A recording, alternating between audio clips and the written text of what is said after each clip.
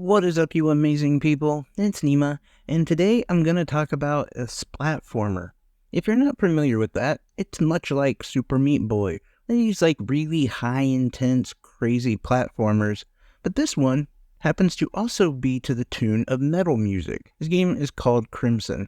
Now, the first thing that really jumped out to me was the special effects. Even as you start the game off, it's almost like the game itself is coming through your console to disrupt your gameplay or to shock you into life. It's a cool little dynamic that actually plays out throughout the game. Every time you make a mistake, the whole screen kind of shakes. The atmosphere and environment in general is very interactive and flashy, as a lot of the environment actually moves with the music, like the different rhythms. And I will say one negative thing right off the bat is that kind of flash imagery can be pretty bad if you're light sensitive or if you're epileptic, anything like that, and there's no way to turn that off. So that sort of sucks that there's no accessibility for someone who might have an issue with that, because outside of that, you still have a really good, fun game. Now, honestly, there is no story to the game, or very little story. The only two things that are really established in this are that number one, we are in hell, or some form of hell. Number two, our guiding light is industrial metal music. And yes, there's a difference between heavy metal and industrial metal. And honestly, I kind of like the first one a little bit more.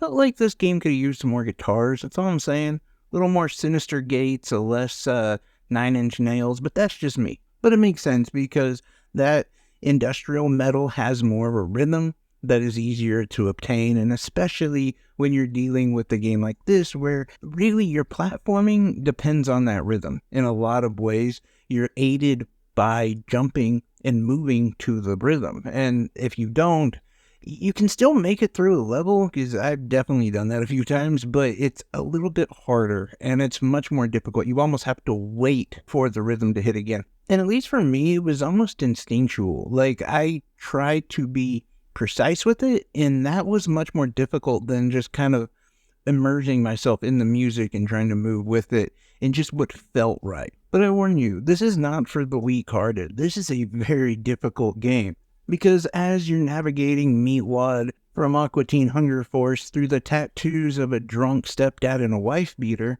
you also notice that the controls are really loose. And for me, a lot of these games feel that way, so it's hard for me to exactly say that it's a major negative. And I will say that this game does, though, allow for a lot of recovery. The fact that you could almost fall off the edge and almost hug to the walls is incredibly responsive, has a lot of different jumping mechanics to it with just one button, which is weird to say, but when you experience it, you'll kind of understand what I'm talking about.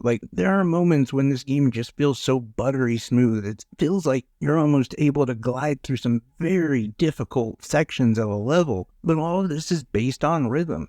And don't get me wrong, there will be moments where you miss that rhythm. In fact, there's many times when you will fall and die in this game. It happens a lot. But one of the nice things about it is there's a lot of checkpoints, and you're brought back to life pretty quickly right at that checkpoint.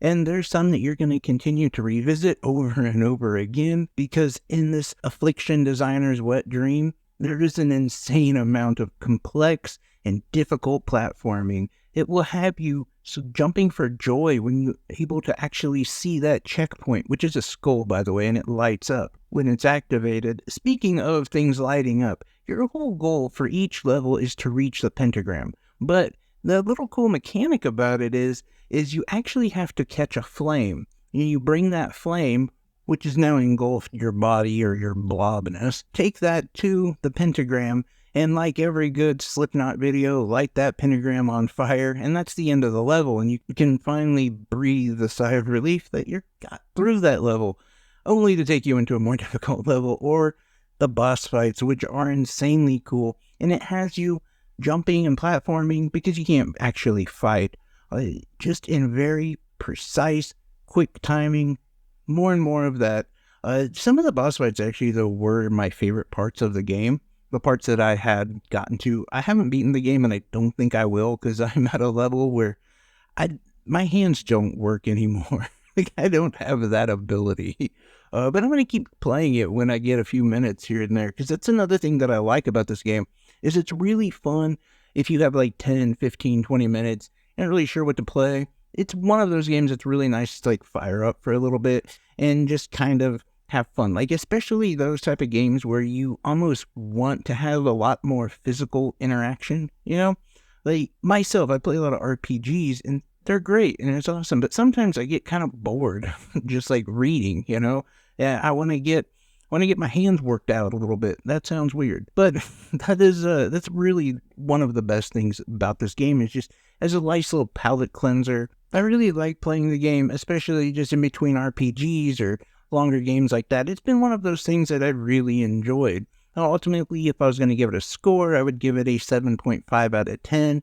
And I also have to say, I was just kidding. Most of the metal jokes and whatever, what you guys may not know is that before I was making video games, I was in a band, and you could have found me on stage in my metal band, melting faces with my Paul Reed Smith, or playing harmonies or shred-style guitar solos, of course with a lot of sweet picking and dive bombs, because nothing is more metal than that stuff.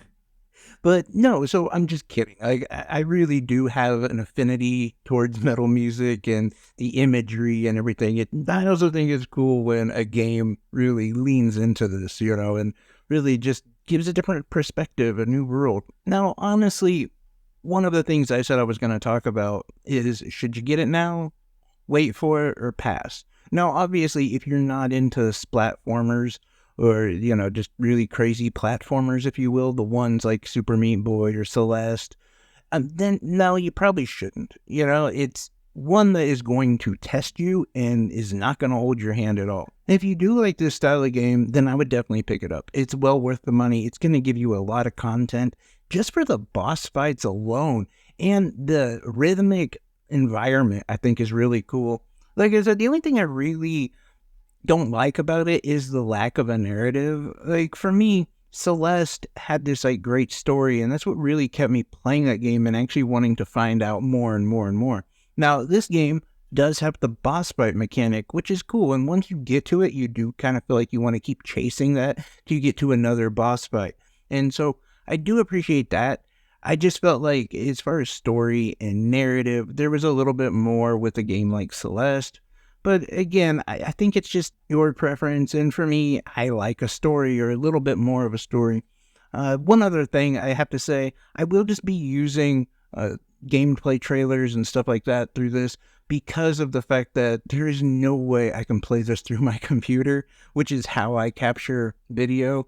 It's too small of an image. I have this tiny little laptop, and then recording gameplay through a capture card actually makes that screen even smaller, and there's just no way to do it, so I'm going to have to use a lot of trailers. If you do want to check out a really good review of this game and other games, make sure to check out theeliteinstitute.net. That's Adam Miller. The man's a legend. Make sure to check him out. And I have to also thank the publisher for a copy of this game. Anyway, thank you guys so much. I love each and every one of you. Take care, everyone. Bye-bye.